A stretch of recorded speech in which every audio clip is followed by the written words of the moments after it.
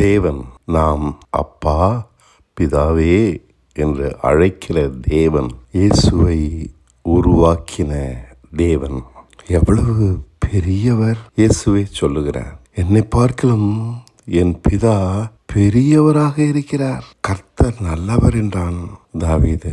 தேவன் உண்மையுள்ளவர் என்றான் ஆபிரகாம். இயேசுவோ அவரை பெரியவர் என்கிறார். இதனால் அவர் சகலவற்றையும் தேவனுக்கு கீழ்ப்படுத்தினார். சகலவற்றையும், தன் வாழ்க்கையில் சகலவற்றையும், தன் தேவைகளை, தன் ஆசைகளை, தன் மன போராட்டங்களை, தன் யோசனைகளை, தன் வாஞ்சைகளை, கனவுகளை, நம்மை போன்ற சாதாரண எளிய மனுஷர்தான் இயேசு. சகலவற்றையும் பிதாவுக்கு கீழ்ப்படுத்தினார். ஏன்? அவர் பெரியவர், அவருக்கு எல்லாம் தெரியும். என்னை காட்டிலும் அவருக்கு எல்லாம் தெரியும். அவர் எதை செய்தாலும் சிறப்பாக இருக்கும். அதனால அவருக்கு நான் கீழ்ப்படுத்துறேன். அதனால என் வாழ்க்கை சிறப்பாக இருக்கும். அந்த இயேசு கிறிஸ்துவை யோவான் வெளிப்படுத்தின சுவிசேஷம் 1ஆம் அதிகாரத்தில் பார்க்கிறான். நிலை அங்கி தரித்தவராக, வெண் பஞ்சு போன்ற, மேகம் போன்ற தலைமுடி, உறை மழையிலிருந்து மீண்டது போன்ற வெண் வஸ்திரம், உலைக்களத்திலே மீட்டெடுத்தது போன்ற பொற்பாதங்கள், அக்கினி போன்ற கண்கள். அவன் மலைத்து போய் நிற்கிறான். அவர் மார்பில் சாய்ந்து கொள்ள விரும்புகிறவன் முகங்குப்புற விழுகிறான். இந்த இயேசு கிறிஸ்து, அவன் பார்த்து பழகிய இயேசு கிறிஸ்து உயிர் தெழுந்தவராக இப்போ அவனுக்கு முன் நிற்கிறார். இதை செய்தது யார்? பெரியவர் என்று சொல்லுகிறாரே அந்த பிதா. பழுதற்றவராக இவரை இவ்வளவாக மாற்றினவர் அந்த பிதா. இவர் நடப்படிகளை எல்லாம் சுத்தமாக்கினபடினால்தான் உலைக்களத்திலிருந்து மீண்ட பொற்பாதங்களாக இருந்தது. அவர் சிந்தனைகளை எல்லாம் வகையறுத்து செம்மைப்படுத்தியிருந்தபடினால்தான் வெண் பஞ்சு போன்ற முடிகளை உடையவராக இருந்தார். அவர் நீதியின் செம்மையானவராக இருந்தபடினால்தான், பழுதற்றவராக இருந்தபடினால்தான் வெண் வஸ்திரம் போன்ற, உறைப்பனி போன்ற வெண் வஸ்திரம் உடையவராக இருந்தார்.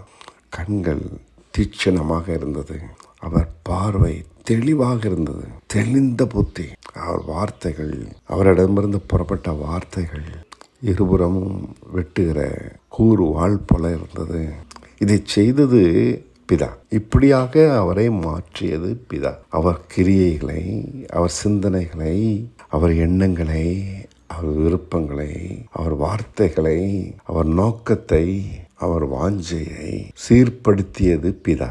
நாம் தேவனே தேவனே என்று அழைக்கிற பிதா, அவரை உருவாக்கிற, நம்மை உருவாக்குகிற, அதே போல நம்மை உருவாக்குகிற பிதா. நாமும் அவரால் உருவாக்கப்பட்டால் இப்படித்தான் இருப்போம். யோவானும் அவரால் உருவாக்கப்பட்டபடியால் இப்படித்தான் இருந்தான். நாம் அவன் வார்த்தைகளை படிக்கிறோம். செம்மையானவனாக இருக்கிறான், பழுதற்றவனாக இருக்கிறான். இதனால் தான் இயேசு கிறிஸ்து சொல்லுகிறார், என்னை பார்க்கலும் என் பிதா பெரியவர். எனக்கு ஆச்சரியமாக இருக்கிறது.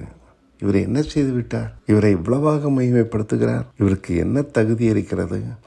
சகல அவருடைய கிரியைகளின் மேலும் இவரை அதிகாரியாக வைக்கிறார். ஒன்றே ஒன்றுதான், தன் சித்தத்தின்படி தன் வாழ்க்கையை அமைக்காமல் பிதா காண்பிக்கிறபடி வாழ்ந்தார். சுயமாய் அவர் ஒன்றையும் செய்யவில்லை. எல்லாவற்றையும் பிதா காண்பிக்க அதன்படி செய்தார்.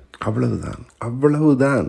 ஏழை வாழ்க்கை, சிறுமைப்பட்ட வாழ்க்கை, மறைவான கீழ்த்தரமான சமுதாயத்திலே வாழ்ந்த அந்த வாழ்க்கை இன்று வானபரியந்து உயர்த்தப்பட்டு புகழப்படுகிறது. சகல கிரியைகளுக்கும் மேல் அவரை அதிகாரியாக வைக்கிறார். சகலவற்றையும் இவர் அவருக்கு கீழ்ப்படுத்தினதுனாலே இந்த ஒரு காரியத்துக்கு, இந்த கீழ்ப்படிதலுக்கு தேவன் கொடுக்கிற சன்மானம் மகா பெரியது. மகா பெரியது. நம்முடைய கீழ்ப்படிதலுக்கும் தேவன் தருகிற சன்மானம் மகா பெரியது. வலி நிறைந்தது, கடுமையானது, போராட்டமானது. ஆனால் கிடைக்கிற சன்மானமும் மகா பெரியது. தேவன் அவரை நேசித்தார்.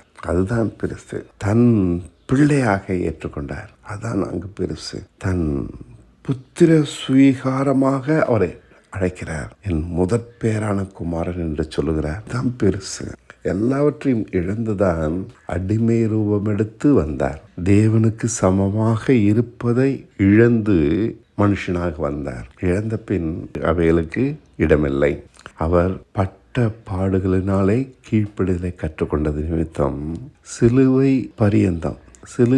மரண பரியந்தம் அவர் கீழ்ப்படிந்த காரணத்தினால் அவரை எல்லோருக்கும் மேலாக உயர்த்தி கர்த்தர் என்ற பெயரை அவருக்கு நம்பவா முடிகிறது, ஏற்றுக்கொள்ளவா முடிகிறது? இந்த கீழ்ப்படிதலுக்கு, தனி மனுஷனுடைய கீழ்ப்படிதலுக்கு, அந்தரங்கமான ஒரு வாழ்க்கைக்கு, யாரும் அறியாத ஒரு வாழ்க்கைக்கு, அறிய முடியாத ஒரு வாழ்க்கைக்கு தேவன் கொடுக்கிற பரிசு கர்த்தர். முழங்கால் யாவும் அவருக்கு முடங்க வேண்டும், நாவுகள் யாவும் அவரை கர்த்தர் என்று அறிக்கை செய்ய வேண்டும். அவர் இந்த உலகத்திற்கு நியாயாதிபதியாக திரும்ப வருகிறார். எல்லோரையும் நியாயந்திருக்கிறவரார். அவரை கொண்டு இந்த உலகத்தை நியாயந்திருக்க போகிறார். இவரால் கீழ்ப்படிய முடிந்ததென்றால் நீங்கள் ஏன் கீழ்ப்படிய முடியவில்லை? எந்த மனுஷனும் போது பேச முடியாது. எந்த மனுஷனும் தேவனை பார்த்து விரல் நீட்ட முடியாது. இவரை கொண்டு நியாயந்திருக்க போகிறார். தேவன் நம்மிடமிருந்து கீழ்ப்படிதலை எதிர்பார்க்கிறார். அதற்கான சன்மானத்தை கொடுக்கிறார். அதற்கான அங்கீகாரத்தை கொடுக்கிறார். மகிமையினாலும் கனத்தினாலும் முடிசூட்டுகிறார். கீழ்ப்படிதல். தேவனாலே சீர்படுத்தப்பட்ட இயேசு கிறிஸ்து அவர் தரம், உயர்தரம், நீதி, பரிசுத்தம், பழுதில்லாத ஒரு வாழ்க்கை, குற்றமில்லாத ஒரு வாழ்க்கை, மாசற்றவர், உன்னதமானவர், உன்னதத்திலே உயர்ந்தவர். இப்படித்தான் அவரை குறித்து வேதம் சொல்லுகிறது. இப்படியாக அவரை தகுதிப்படுத்தினவர் பிதா. இப்படியாக நம்மையும் தகுதிப்படுத்த போகிறவர் பிதா. அதுதான் எனக்கு சந்தோஷம், தைரியம். என்னையும் அவர் இந்த அளவு சீர்படுத்துவாரா? இந்த அளவு கீழ்ப்படிதலுக்கு பலன் உண்டா? பிரதிபலன் உண்டா? நான் ஒன்றும் செய்யவில்லை. அதுதான் இங்க வேடிக்கையே. நான் ஒன்றும் செய்யவில்லை. அவரை நம்புவதை தவிர, அவரை மனதார உண்மையாக நம்புவதை தவிர, நான் நம்புகிறபடியால் தைரியம் அடைகிறேன். தைரியம் அடையபடியால் அவர் சொன்னதை செய்கிறேன். அது லாபமோ நஷ்டமோ கணக்கு பார்ப்பதில்லை. நான் எதிர்பார்க்கிறபடி வாழ்க்கை போகவில்லை. எந்த நிச்சயமும் இல்லை. தேவன் என் முன் செல்கிறார். தேவன் எனக்கு இப்போது பிதா. தேவன் அல்ல, என்னை நேசிக்கிறவர், என் மேலே முழு பொறுப்பும் உள்ளவர், எனக்காக துடிக்கிறவர், வாஞ்சிக்கிறவர், உருக்கமான உண்மையுள்ளவர். மாறமாட்டார், கைவிட மாட்டார், ஏமாற்ற மாட்டார், பொய் சொல்ல மாட்டார். அவரை நம்புகிறேன். இதுதான் என் தைரியம், இதுதான் என் உறுதி, தெளிவு. அவரை சார்ந்திருக்கிறேன். எல்லாவற்றையும் அவருக்கு கீழ்ப்படுத்தி விட்டேன். எல்லாவற்றையும் கீழ்ப்படுத்தாதது ஒன்றுமில்லை. என்னிடத்தில் ஒன்றுமில்லை. என்னையும் கீழ்ப்படுத்தி விட்டேன். என் எல்லாவற்றையும் கீழ்ப்படுத்தி விட்டேன். என் ஆசைகளை, கனவுகளை, என் விருப்பங்களை, என் பலகீனத்தை, என் தந்திரங்களை, என் மூர்க்கத்தனங்களை, என் அறியாமையை, என் மூடத்தனங்களை, என்னிடத்தில் ஒன்றுமில்லை. நான் அவராலே உருவாக்கப்பட வேண்டும். அதனால் கீழ்ப்படுத்தி விட்டேன். எதையும் வைத்துக் கொண்டிருக்கவில்லை.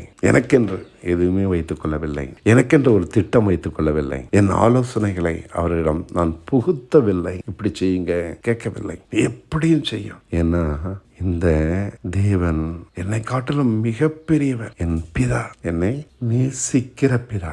அடிமைத்தனமான ஒரு வாழ்க்கை தான். எனக்கென்று சுய சித்தம் வைத்துக் கொள்ளக்கூடாது. விரும்புகிறேன். விரும்பி ஏற்றுக்கொண்ட அடிமைத்தனம், மனமாற ஏற்றுக்கொண்ட அடிமைத்தனம், அவரோடு இணைந்து வாழ்கிற வாழ்க்கை இது. நானாக தனியாக வாழவில்லை.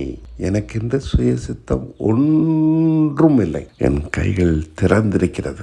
ஆணையடிக்க கைகளை திறந்து கொடுக்கிறேன். வலிக்கும், ஏற்றுக்கொள்கிறேன். வலிக்க வலிக்க இந்த வாழ்க்கையை வாழ்கிறேன். இருக்கட்டும், அவர் பிதா, என்னை காட்டிலும் பெரியவர். எனக்கு எல்லாம் புரிந்துவிடவில்லை. ஆபிரகாம் என்னத்தை செய்து விட்டான்? தன் பிள்ளையே பலியிட துணிந்து விட்டான். எப்படி? அவன் உண்மையாக நம்பினபடியா. அந்த நம்பிக்கையில் ஒரு உண்மை இருக்கிறது, அதில் போலி இல்லை. இயேசு கிறிஸ்து அடைந்த மகிமைக்கு காரணம் என்ன?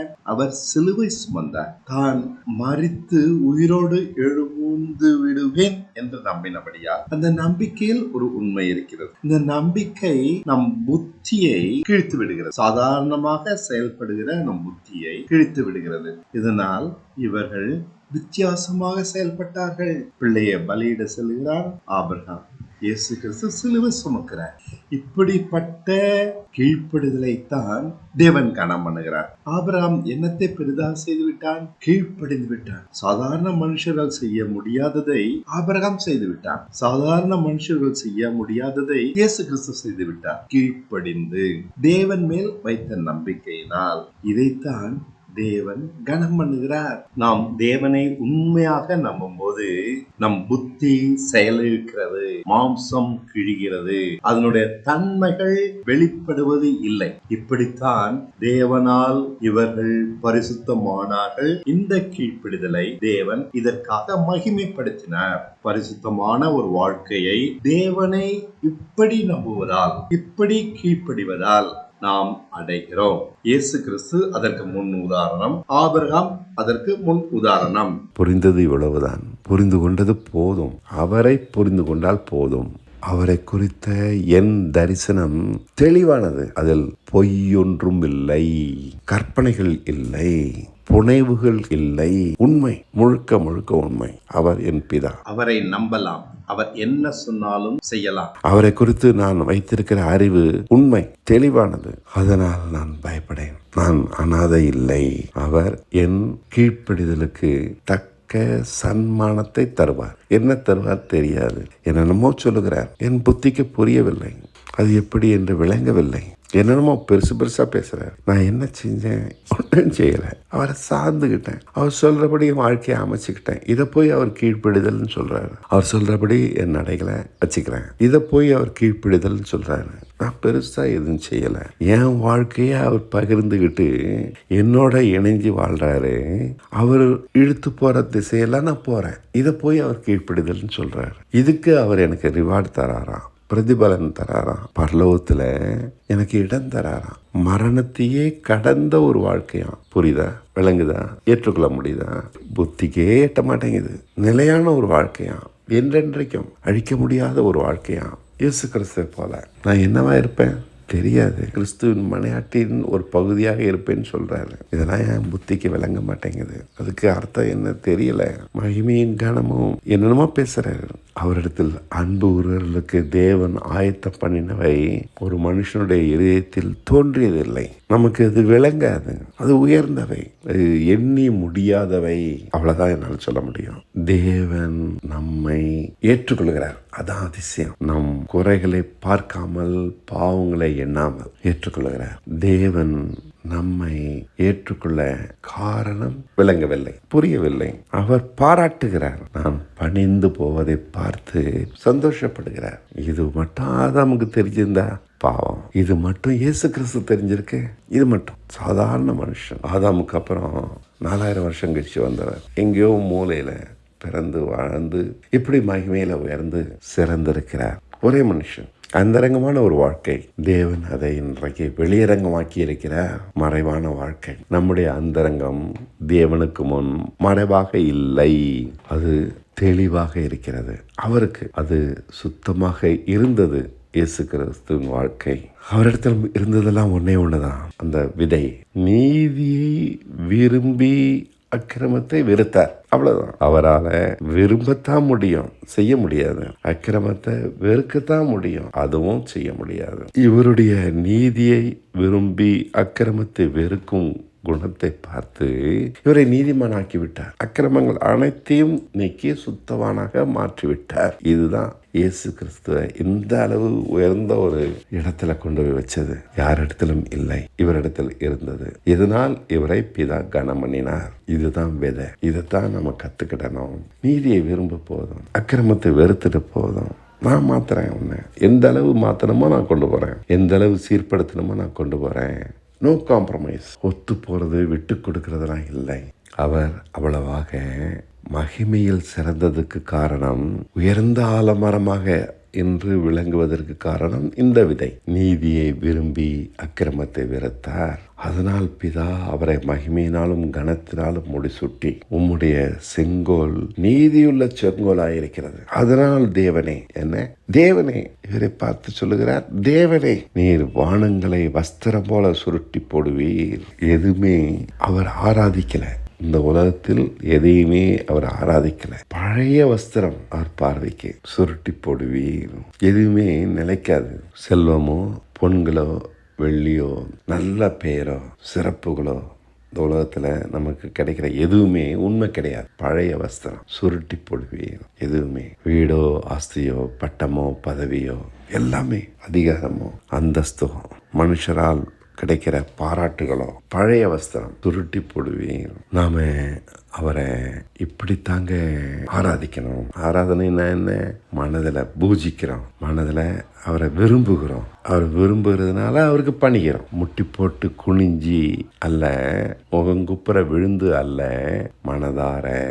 இதுதான் ஆராதனை. அனுதினமும் எல்லா இடத்துலையும் உண்மையா மனதார தேவன் இப்படிப்பட்ட மனிதர்களிடம் தான் பிரியப்படுகிறார். இயேசு கிறிஸ்து பிரதான ஆசாரியன் என்றால் அந்த மாம்சமான மனுஷன் அணுகக்கூடாத தேவனை இப்படி பணிந்து வாழ்ந்ததுனாலே அணுகிவிட்டார். இதுதான் நாம் கற்றுக்கொள்ள வேண்டிய புரிந்து கொள்ள வேண்டிய பாடம்.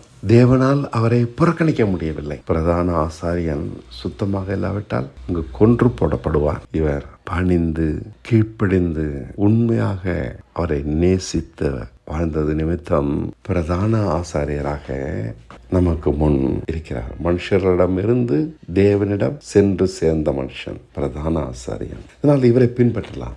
நாமும் இவர் அடைந்த மகிமை, இவர் செய்த கீழ்ப்பிடிதலுக்கு கிடைத்த மகிமை, இவர் பாராட்டின உண்மைக்கு கிடைத்த சன்மானம்.